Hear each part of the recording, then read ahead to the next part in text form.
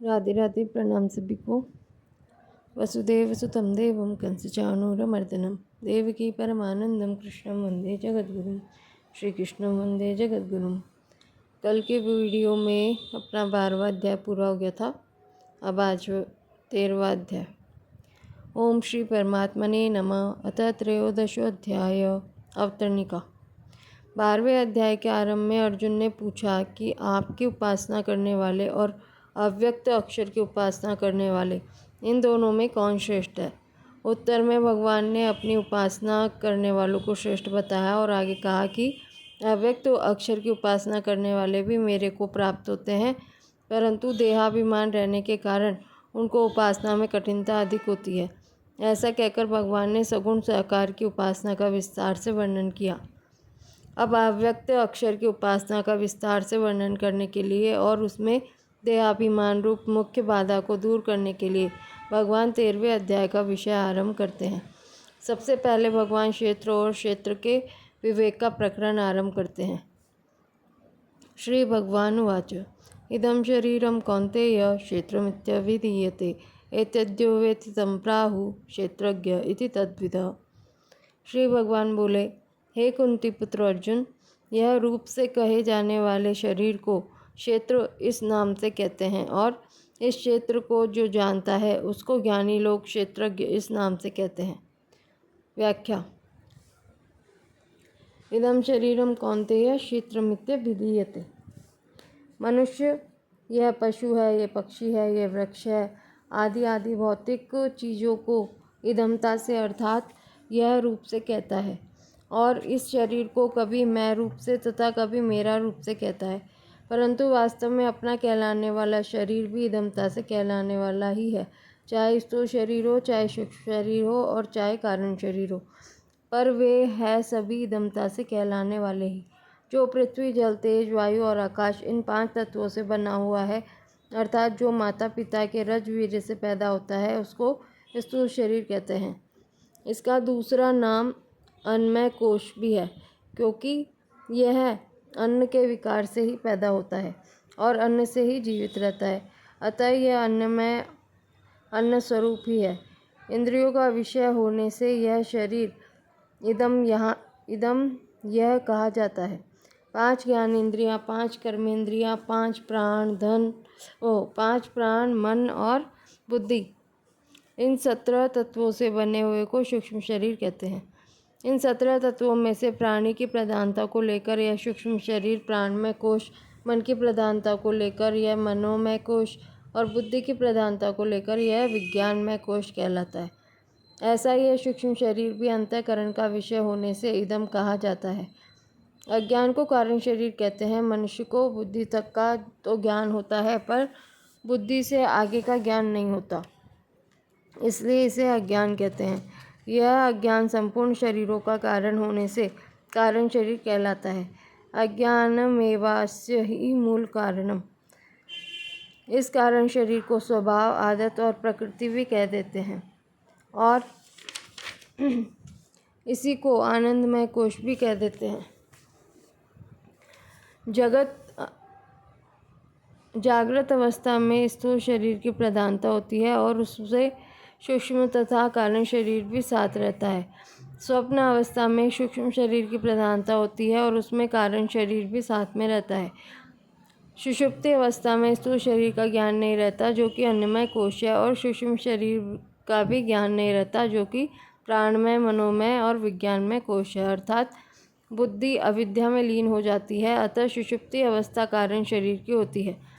जागृत और स्वप्न अवस्था में तो सुख दुख का अनुभव होता है, पर सुषुप्ति अवस्था में दुख का अनुभव नहीं होता और सुख रहता है, इसलिए कारण शरीर को आनंदमय कोश कहते हैं। कारण शरीर भी स्वयं का विषय होने से, स्वयं के द्वारा जानने में आने वाला होने से इदम कहा जाता है। उपयुक्त तीनों शरीरों को शरीर कहने का तात्पर्य है कि इनका प्रतिक्षण नाश होता रहता है। इनको कोश कहने का तात्पर्य है कि जैसे चमड़े से बनी हुई थैली में तलवार रखने से उसकी मयान संज्ञा हो जाती है, ऐसे ही जीवात्मा के द्वारा इन तीनों शरीरों को अपना मानने से, अपने को इनमें रहने वाला मानने से इन तीनों शरीरों को शरीरों की कोष संज्ञा हो जाती है। इस शरीर को क्षेत्र कहने का तात्पर्य है कि यह प्रतिक्षण नष्ट होता, प्रतिक्षण बदलता है। यह इतना जल्दी बदलता है कि इसको दोबारा कोई देख ही नहीं सकता, अर्थात दृष्टि पड़ते ही जिसको देखा उसको फिर दोबारा नहीं देख सकते, क्योंकि वह तो बदल गया। शरीर को क्षेत्र कहने का दूसरा भाव खेत से है। जैसे खेत में तरह तरह के बीज डालकर खेती की जाती है, ऐसे ही इस मनुष्य शरीर में अहमता ममता करके जीव तरह तरह के कर्म करता है। उन कर्मों के संस्कार अंतःकरण में पड़ते हैं। वे संस्कार जब फल के रूप में प्रकट होते हैं तब दूसरा देवता, पशु, पक्षी, कटी पतंग, कीट पतंग आदि का शरीर मिलता है। जिस प्रकार खेत में जैसा बीज बोया जाता है वैसा ही अनाज पैदा होता है, उसी प्रकार इस शरीर में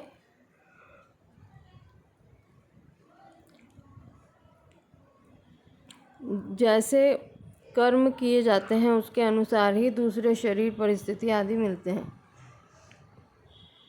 तात्पर्य है कि इस शरीर में किए गए कर्मों के अनुसार ही यह जीव बार बार जन्म मरण रूप फल भोगता है।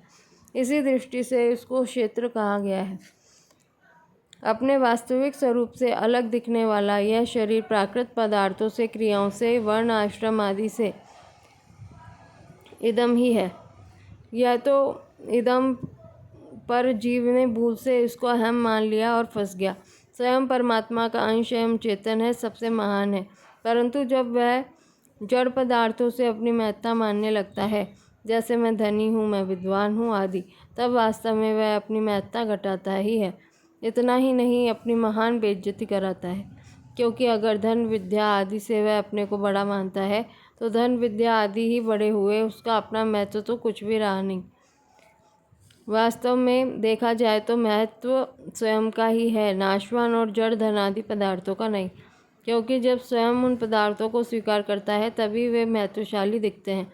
इसलिए भगवान इदम शरीरम क्षेत्रम पदों से शरीर आदि पदार्थों को अपने से भिन्न इदमता से देखने के लिए कह रहे हैं। एतद्यो वेति, जीवात्मा इस शरीर को जानता है, अर्थात यह शरीर मेरा है, इंद्रियां मेरी है, मन मेरा है, बुद्धि मेरी है, प्राण मेरे हैं, ऐसा मानता है। यह जीवात्मा इस शरीर को कभी मैं कह देता है और कभी यह कह देता है, अर्थात मैं शरीर हूँ ऐसा भी मान लेता है और यह शरीर मेरा है ऐसा भी मान लेता है। इस श्लोक के पूर्वार्ध में शरीर को इदम पद से कहा गया है और उत्तरार्ध में शरीर को एतत् पद से कहा गया। यद्यपि ये दोनों ही पद नज़दीक के वाचक है, तथापि इदम की अपेक्षा एतत् पद अत्यंत नज़दीक का वाचक है। अतः यहाँ इदम पद अंगुली निर्दिष्ट शरीर समुदाय का द्योतन करता है और एतत् पद इस शरीर में जो मैंपन है उस मैंपन का द्योतन करता है। तम प्राहु क्षेत्रज्ञ इति तद्विदा, जैसे दूसरे अध्याय के 16वें श्लोक में सत असत के तत्व को जानने वालों को तत्वदर्शी कहा है, ऐसे ही यहाँ क्षेत्रज्ञ के तत्व को जानने वाले को तद्विदा कहा गया है। क्षेत्र क्या है और क्षेत्रज्ञ क्या है, इसका जिनको बोध हो चुका है, ऐसे तत्वज्ञ महापुरुष इस जीवात्मा को क्षेत्रज्ञ नाम से कहते हैं। तात्पर्य है कि क्षेत्र की तरफ दृष्टि रहने से, क्षेत्र के साथ संबंध रहने से ही इस जीवात्मा को वे ज्ञानी महापुरुष क्षेत्रज्ञ कहते हैं। अगर यह जीवात्मा क्षेत्र के साथ संबंध न रखे तो फिर इसकी क्षेत्र की संज्ञा नहीं रहेगी, यह परमात्मा तत्व स्वरूप हो जाएगा। मार्मिक बात यह नियम है कि जहाँ से बंधन होता है वहाँ से खोलने पर ही बंधन का छुटकारा होता है। अतः मनुष्य शरीर से जो बंधन है और मनुष्य शरीर के द्वारा ही बंधन से मुक्ति हो सकती है। अगर मनुष्य का अपने शरीर के साथ किसी प्रकार का भी अहमता ममता रूप संबंध न रहे तो वह मात्र संसार से मुक्त ही है। अतः भगवान शरीर के साथ माने हुए अहमता ममता रूप संबंध का विच्छेद करने के लिए शरीर को क्षेत्र बताकर उसको इदमता से देखने के लिए यह कह रहे हैं, जो कि वास्तव में पृथक है ही। शरीर को इदमता से देखना केवल अपना कल्याण चाहने वाले साधकों के लिए ही नहीं, प्रत्युत मनुष्य मात्र के लिए परम आवश्यक है। कारण कि अपना उद्धार करने का अधिकार और अवसर मनुष्य शरीर में ही है।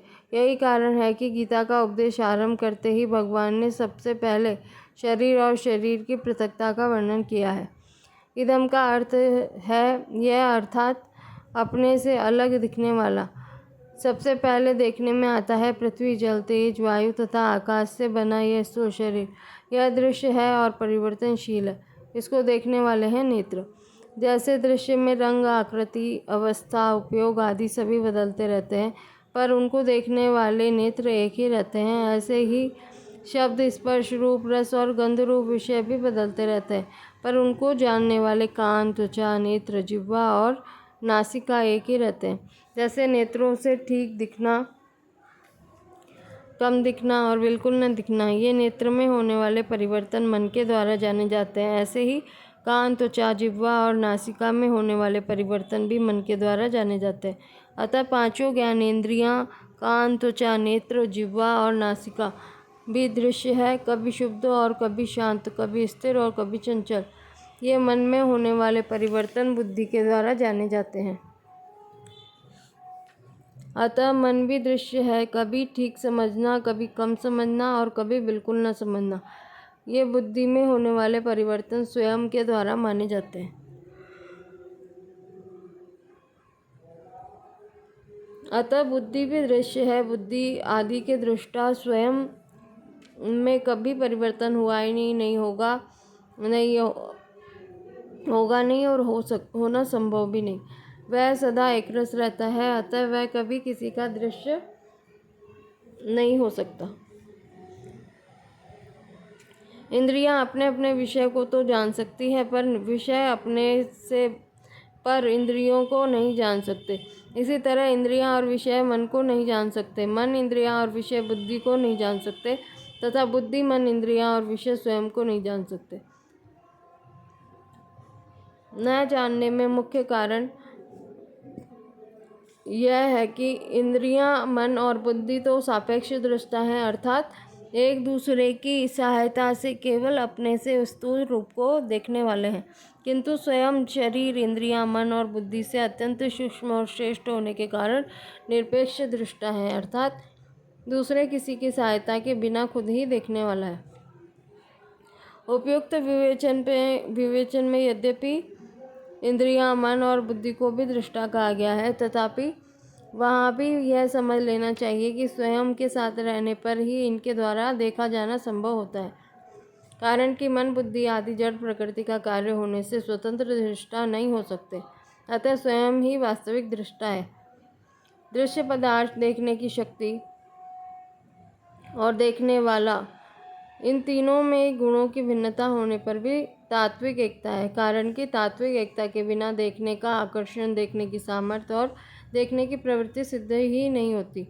यहाँ पर शंका हो सकती है कि स्वयं तो चेतन है, फिर वह जड़, बुद्धि आदि को जिससे उसकी तात्विक एकता नहीं है कैसे देखता है। इसका समाधान यह है कि स्वयं जड़ से तादात्म्य करके जड़ के सहित अपने को मैं मान लेता है।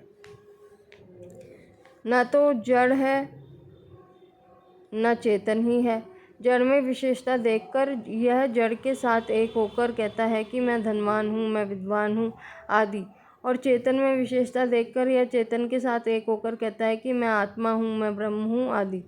यही प्रकृतिस्थ पुरुष है, जो प्रकृतिजन्य गुणों के संग से ऊंच नीच योनियों में बार बार जन्म लेता रहता है। तात्पर्य यह निकला कि प्रकृतिस्थ पुरुष में जड़ और चेतन दोनों अंश विद्यमान है। चेतन की रुचि परमात्मा की तरफ जाने की है, किंतु भूल से उसने जड़ के साथ तादात्म्य कर लिया।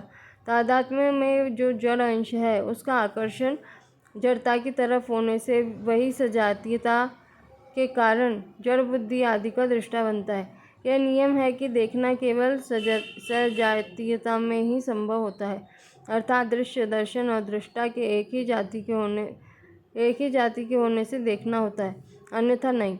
इस नियम से यह पता लगता है कि स्वयं जब तक बुद्धि आदि का दृष्टा रहता है तब तक उसमें बुद्धि की जाति की जड़ वस्तु है, अर्थात जड़ प्रकृति के साथ उसका माना हुआ संबंध है। यह माना हुआ संबंध ही सब अनर्थों का मूल है।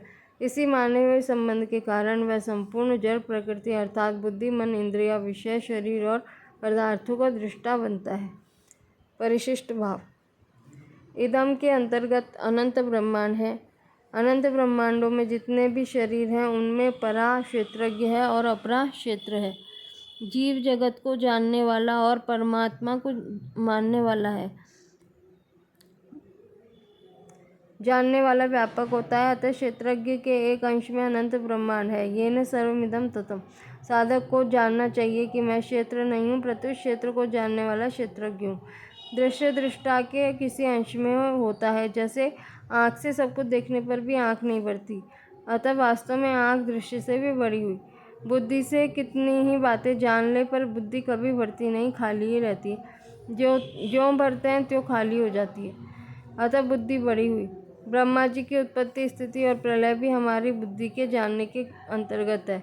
स्थूल, सूक्ष्म और कारण संपूर्ण शरीर दृश्य है, ऐसे ही स्थूल, सूक्ष्म और कारण संपूर्ण सृष्टि भी दृश्य है। यह संपूर्ण दृश्य दृष्टा के किसी अंश में है।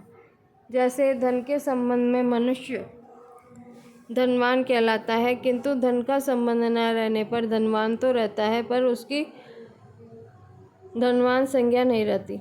ऐसे ही क्षेत्र के संबंध में स्वयं क्षेत्रज्ञ कहलाता है, किंतु क्षेत्र का संबंध न रहने पर क्षेत्रज्ञ तो रहता है, पर उसकी क्षेत्र की संज्ञा नहीं रहती। तात्पर्य है कि एक ही चिन्मय तत्व क्षेत्र के संबंध से क्षेत्रज्ञ, क्षर के संबंध से अक्षर, शरीर के संबंध से शरीरी, दृष्टि के संबंध से दृष्टा, लक्ष्य साक्षी के संबंध से साक्षी और करण के संबंध से कर्ता कहा जाता है। वास्तव में उस तत्व का कोई नाम नहीं है, वह केवल अनुभव रूप है। उस क्षेत्रज्ञ का स्वरूप क्या है, इसको आगे के श्लोक में बताते हैं। क्षेत्रज्ञं चापि मां विद्धि सर्वक्षेत्रेषु भारत, क्षेत्र क्षेत्रज्ञयोर्ज्ञानं यत्तद् ज्ञानं मतं मम।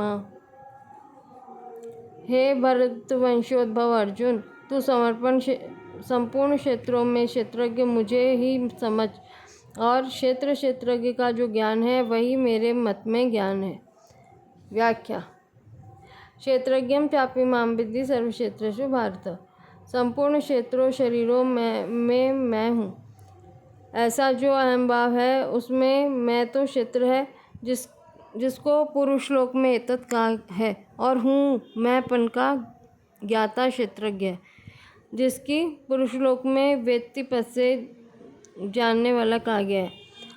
मैं का संबंध होने से ही हूँ है। अगर मैं का संबंध न रहे तो हूँ नहीं रहेगा, प्रत्युत है रहेगा। कारण कि है ही में मैं के साथ संबंध होने से हूँ कहा जाता है। अतः वास्तव में क्षेत्रज्ञ हूँ कि परमात्मा है के साथ एकता है। इसी बात को भगवान यहाँ कह रहे हैं कि संपूर्ण क्षेत्र में मेरे को ही क्षेत्रज्ञ समझो। मनुष्य किसी विषय को जानता है तो वह जानने में आने वाला विषय ज्ञेय कहलाता है। उस ज्ञेय को वह किसी कारण के द्वारा ही जानता है। कारण दो तरह का होता है, बहिकरण और अंतःकरण। मनुष्य विषयों को बहिकरण और श्रोत्र नेत्र आदि से जानता है, और बहिकरण को अंतःकरण मन बुद्धि आदि से जानता है। उस अंतःकरण की चार वृत्तियाँ हैं, मन बुद्धि चित्त और अहंकार। इन चारों में भी अहंकार सबसे सूक्ष्म है, जो कि एकदेशी है। यह अहंकार भी जिससे देखा जाता है, जाना जाता है, वह जानने वाला प्रकाश स्वरूप क्षेत्रज्ञ है। उस अहम भाव के भी ज्ञाता क्षेत्रज्ञ को साक्षात मेरा स्वरूप समझो। यहाँ विद्धिपद कहने का तात्पर्य है कि हे अर्जुन, जैसे तू अपने को शरीर में मानता है और शरीर को अपना मानता है, ऐसे ही तू अपने को मेरे में मान, जान और मेरे को अपना मान। कारण कि तुमने शरीर के साथ जो एकता मान रखी है, उसको छोड़ने के लिए मेरे साथ एकता माननी बहुत आवश्यक है। जैसे यहाँ भगवान ने क्षेत्रज्ञ चापि मां विद्धि पदों से क्षेत्रज्ञ की अपने साथ एकता बताई है, ऐसे ही गीता में अन्य जगह भी एकता बताई है। जैसे दूसरे अध्याय के 17वें श्लोक में भगवान ने शरीरी के लिए कहा है कि जिससे यह संपूर्ण संसार व्याप्त है, उसको तुम अविनाशी समझो। अविनाशी तो तद्विद्धि येन सर्वमिदं ततम्। और 9वें अध्याय के 4थे श्लोक में अपने लिए कहा है कि मेरे से यह संपूर्ण संसार व्याप्त है, मया तत्मिदं सर्वम जगदव्यक्त मूर्तिना। यहाँ तो भगवान ने क्षेत्रज्ञ की अपने साथ एकता बताई, और आगे इसी अध्याय के 34वें श्लोक में शरीर संसार की प्रकृति के साथ एकता बताएंगे।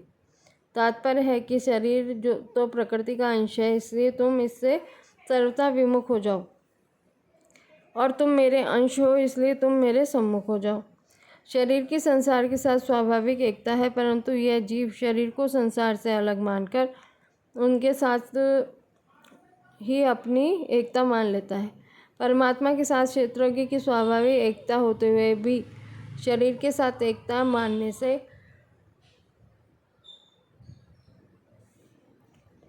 यह अपने को परमात्मा से अलग मानता है। शरीर को संसार से अलग मानना और अपने को परमात्मा से अलग मानना, ये दोनों ही गलत मान्यताएं हैं। अतः भगवान यहाँ विद्धि पद से आज्ञा देते हैं कि क्षेत्रज्ञ मेरे साथ एक है, ऐसा समझो। तात्पर्य है कि तुमने यहाँ जहाँ शरीर के साथ अपनी एकता मान रखी है, वहीं मेरे साथ अपनी एकता मान लो, जो कि वास्तव में है।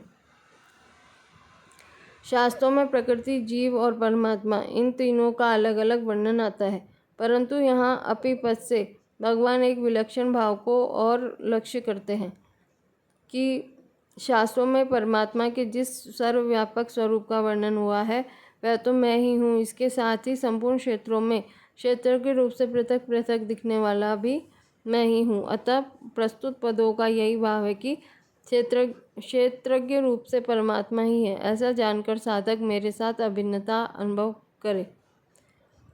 स्वयं संसार से भिन्न और परमात्मा से अभिन्न है, इसलिए यह नियम है कि संसार का ज्ञान तभी होता है जब उससे सर्वथा भिन्नता का अनुभव किया जाए। तात्पर्य है कि संसार से राग रहित होकर ही संसार के वास्तविक स्वरूप को जाना जा सकता है, परंतु परमात्मा का ज्ञान उनसे अभिन्न होने से ही होता है। इसलिए परमात्मा का यथार्थ ज्ञान प्राप्त कराने के लिए भगवान क्षेत्रज्ञ के साथ अपनी अभिन्नता बता रहे हैं। इस अभिन्नता को यथार्थ रूप से जानने पर परमात्मा का वास्तविक ज्ञान हो जाता है। क्षेत्र क्षेत्रज्ञयोर ज्ञानम यत्तस् ज्ञानम मतम मम। क्षेत्र शरीर की संपूर्ण संसार के साथ एकता है और क्षेत्रज्ञ जीवात्मा की मेरे साथ एकता है। ऐसा जो क्षेत्र क्षेत्रज्ञ का ज्ञान है, वही मेरे मत में यथार्थ ज्ञान है। मतम मम कहने का तात्पर्य है कि संसार में अनेक विद्याओं का, अनेक भाषाओं का, अनेक लिपियों का, अनेक कलाओं का, तीनों लोकों और 14 भुवनों में जो ज्ञान है, वह वास्तविक ज्ञान नहीं है, कारण कि वह ज्ञान सांसारिक व्यवहार में काम में आने वाला होते हुए भी संसार में फंसाने वाला होने से अज्ञान ही है। वास्तविक ज्ञान तो वही है जिससे स्वयं का शरीर से संबंध विच्छेद हो जाए और फिर संसार में जन्म न हो, संसार की परतंत्रता न हो। यही ज्ञान भगवान के मत में यथार्थ ज्ञान है। परिशिष्ट भाव। क्षेत्रज्ञ, जीव और ब्रह्म एक ही है।